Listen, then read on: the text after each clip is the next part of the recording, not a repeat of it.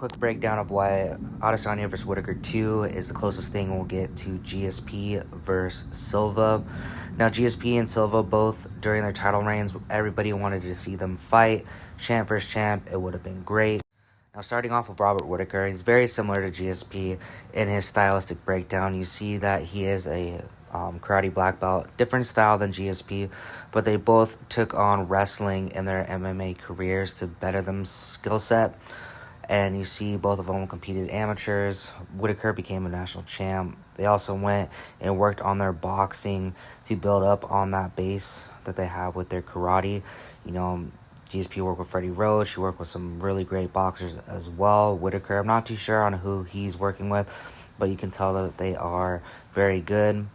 It was actually interesting. Both of them were supposed to schedule to fight when they were both middleweight champs, but didn't happen. Now, Israel and Anderson are pretty easy to see why there's similarities between them. Both elusive strikers. Both were the two best middleweights of all time so far because they both went on really insane title runs and having a bunch of title defenses each. But both of them pretty elusive, sharpshooters, flashy styles. You know, they actually fought. It was a fun fight.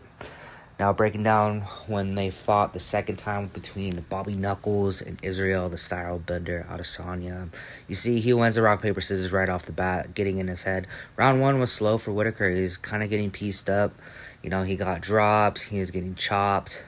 A lot of control by Adesanya right away. First round was really, really a bad round for Whitaker. I remember watching this fight live thinking, like, this is not going to be a good night for him. But you know what? He rallied back in the second. He started piecing things together, staying behind his jab, similar to how GSP does. And he comes through, and he's using that level change to kind of try to find his shot. On the outside, you know, he struggles a little bit, but he comes back in with that jab. You know, GSP's one of his signature moves was that jab, especially in that Josh Koscheck fight. Now you see he's finally starting to see success with his takedowns and believe in him. You know, GSP used to be a machine and would just throw that cardio and wrestling right at people. You know, Whitaker took Israel down a few times. I think he took him down like 3 or 4 times throughout the fight.